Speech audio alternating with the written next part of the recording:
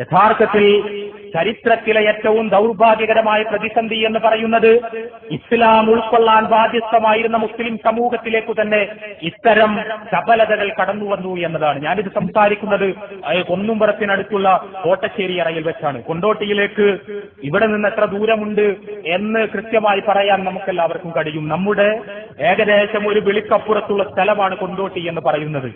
ഈ കൊണ്ടോട്ടിയിലാണ് അന്ന് ടിപ്പു സുൽത്താന്റെ പടയോട്ടക്കാലത്ത് ബോംബെയിൽ നിന്ന് അഹമ്മദ് ഷാ എന്ന് പറയുന്ന ഒരു പട്ടാണി കൊണ്ടോട്ടിയിൽ വന്ന് താമസമാക്കുന്നത് 18-ാം നൂറ്റാണ്ടിൽ.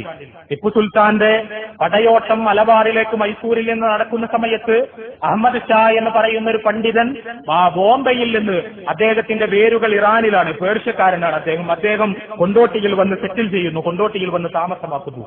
ഈ പണ്ഡിതൻ ഒരു ഷീഈ ആയിരുന്നു. അദ്ദേഹം ഒരു ഷിയാ വിശ്വാസക്കാരനായിരുന്നു. ഷിയാക്കൾ എന്ന് പറഞ്ഞാൽ ആരാണ് എന്ന് നിങ്ങൾക്കെല്ലാവർക്കും അറിയാം. ഷിയാക്കളാണ് അള്ളാഹുവിന് പുറമെ നമ്മുടെ സഹായാഭ്യർത്ഥനകൾക്ക് ഉത്തരം നൽകാൻ കഴിയുന്ന അദൃശ്യ ശക്തികളുണ്ട് എന്ന അന്ധവിശ്വാസം മുസ്ലിങ്ങളെ പഠിപ്പിക്കാൻ ശ്രമിച്ചത്. അത് ബഹുദൈവാരാധകരുടെ അന്ധവിശ്വാസമായിരുന്നു.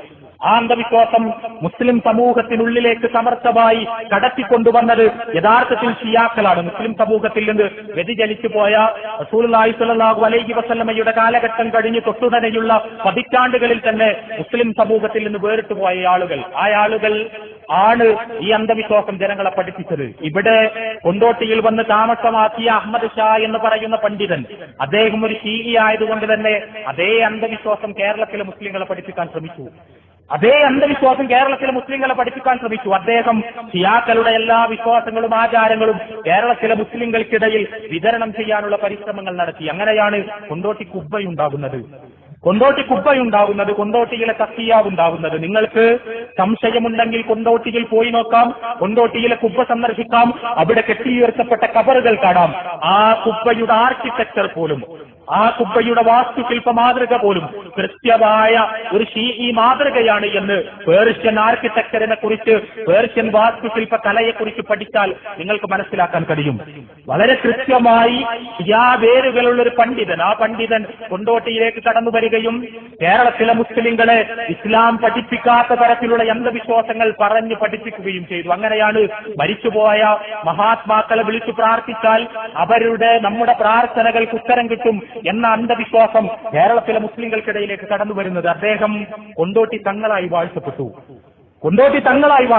നമ്മുടെ മലബാറിലേക്ക്, ഈ പ്രദേശങ്ങളിലേക്ക് ഈ രീതിയിലുള്ള ഒരു തങ്ങൾ സംസ്കാരം കടന്നു വരുന്നത് തന്നെ യഥാർത്ഥത്തിൽ ആ കാലഘട്ടത്തിലാണ്. അദ്ദേഹം കേരളത്തിലെ മുസ്ലിങ്ങൾക്കിടയിൽ, കൊണ്ടോട്ടിയിലെ മാപ്പിളമാർക്കിടയിൽ തന്റെ പ്രവർത്തനങ്ങൾ ആരംഭിക്കുകയും തന്റെ ഷീഈ വിശ്വാസങ്ങൾ പ്രചരിപ്പിക്കുകയും അള്ളാഹുവിന് പുറമെ മരിച്ചുപോയ മഹാത്മാക്കൾക്ക് നമ്മുടെ സഹായാർത്ഥനകൾക്ക് ഉത്തരം നൽകാൻ കഴിയും എന്നവരെ ഉത്ബോധിപ്പിക്കുകയും ആ ഉത്ബോധനത്തിന്റെ അടിസ്ഥാനത്തിൽ ഒരുപാട് ചടങ്ങുകൾ നിർമ്മിക്കുകയും ചെയ്തു.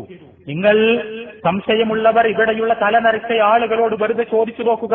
നമ്മുടെ കേരളത്തിൽ വസൂരി വന്ന സമയത്ത്, കേരളത്തിലെ മുസ്ലിങ്ങൾക്കിടയിൽ വസൂരി രോഗം വ്യാപകമായ സമയത്ത് നമ്മുടെ വല്യമ്മമാർ പാടിയ പാട്ടെന്തായിരുന്നു? എല്ലാവർക്കും അറിയാം ആ പാട്ടിന്റെ ഈരടികൾ. അവർ പാടിയത്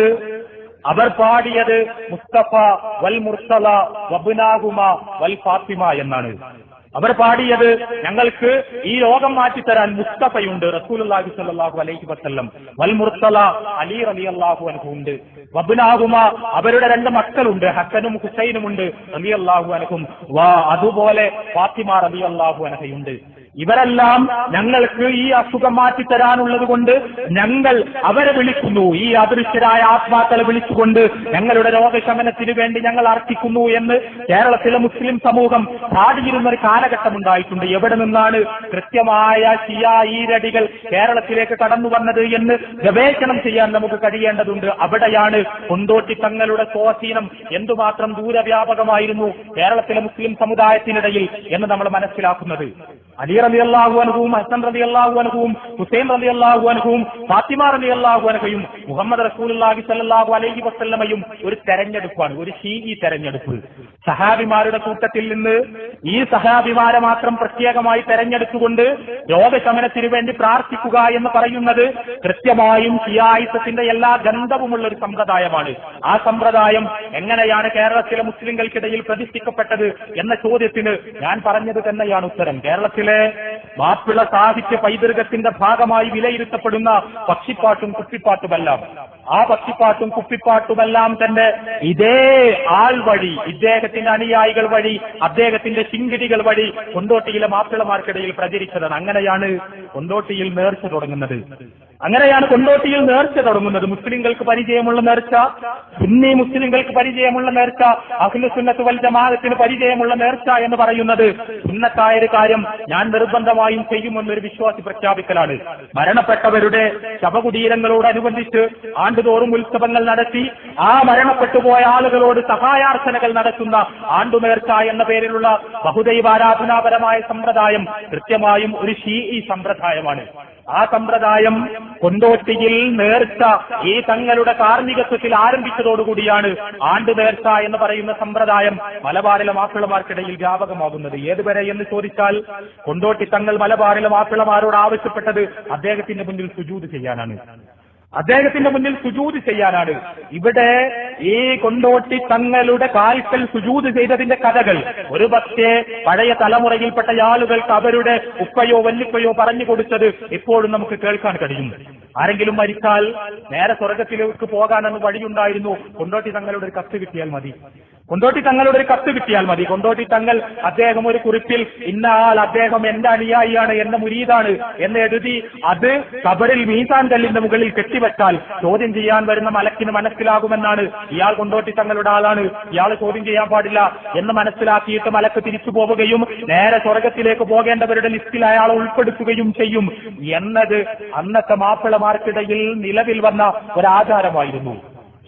ഈ വിശ്വാസങ്ങൾ അദ്ദേഹത്തിലൂടെ കേരളത്തിലെ മാപ്പിളമാർക്കിടയിൽ എന്തുമാത്രം സ്വാധീനം ചെലുത്തി എന്ന് മനസ്സിലാക്കാനാണ് ഞാനിത് പറയുന്നത്. അല്ലെങ്കിലും കൊണ്ടോട്ടി തങ്ങൾ മാത്രമല്ല, കേരളത്തിൽ മുസ്ലിം സമൂഹത്തിനിടയിലേക്ക് മതപരമായ സംസ്കരണ പ്രവർത്തനങ്ങളുടെ കൊടിയുമായി കടന്നു വന്നിട്ടുള്ള സൂഫി പണ്ഡിതന്മാർ, ആ സൂഫി പണ്ഡിതന്മാരിൽ നല്ലൊരു ശതമാനം കൃത്യമായ ശീഈ സ്വാധീനമുള്ള പേർഷ്യയിൽ നിന്നാണ് കേരളത്തിലേക്ക് കടന്നു വന്നിട്ടുള്ളത്. നമ്മൾ ഇപ്പൊ എന്റെ പ്രസംഗം ഇതിന്റെ ഇടയ്ക്ക് ഞാൻ കുറച്ച് സമയം നിർത്തി. എന്തിനാ?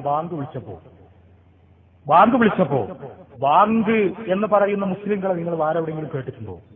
അദാൻ എന്നാണ് പള്ളിയിൽ നമസ്കാരത്തിന്റെ സമയം അറിയിച്ചുകൊണ്ടുള്ള ഈ പ്രഖ്യാപനത്തിന് അറബി ഭാഷയിൽ പറയുന്ന പേര്. ഉറുദു സംസാരിക്കുന്ന മുസ്ലിങ്ങൾ ആ പദത്തിന് ചെറിയൊരു ഭേദഗതി, ചെറിയ ഉച്ചാരണ ഭേദഗതി വരുന്നു എന്ന് മാത്രമേ ഉള്ളൂ.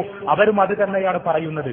ബാങ്ക് എന്ന് എങ്ങനെയാണ് നമ്മുടെ പള്ളിയിൽ നിന്ന് നമസ്കാരത്തിന് വിളിക്കുന്ന ഈ പ്രാർത്ഥനാ വചനങ്ങൾക്ക് ബാങ്ക് എന്ന് വിളിക്കുന്ന സമ്പ്രദായം ഉണ്ടായത്? നിങ്ങൾക്ക് വേറെ എവിടെയെങ്കിലും ഇതേ സമ്പ്രദായം കാണണമെങ്കിൽ ഇറാനിലേക്ക് വിമാനം കയറിയാൽ മതി, ടെഹ്റാനിൽ വിമാനം ഇറങ്ങിയാൽ മതി. ഇറാനിലൂടെ നിങ്ങൾ നടക്കൂ, അവിടെയുള്ള ശീഈ മുസ്ലിങ്ങളോട് സംസാരിക്കൂ. അവർ പള്ളിയിൽ നിന്ന് പ്രാർത്ഥനയ്ക്ക് വേണ്ടി നിർവഹിക്കപ്പെടുന്ന അദാൻ കേട്ടാൽ അവർ പറയും ബാങ്ക് വിളിക്കുന്നു എന്ന്. കൃത്യമായി അവരുടെ ഒരു പദാവലി പോലും കേരളത്തിലെ മുസ്ലിങ്ങൾക്കിടയിലേക്ക് കടന്നു വരുന്ന രീതിയിലാണ് യഥാർത്ഥത്തിൽ ഇവിടെയുള്ള ശീഈ സ്വാധീനം പ്രവർത്തിച്ചത് എന്നാണ് ഞാൻ സൂചിപ്പിക്കാൻ ശ്രമിച്ചത്. സ്വാഭാവികമായും മുസ്ലിങ്ങൾ അന്ധവിശ്വാസം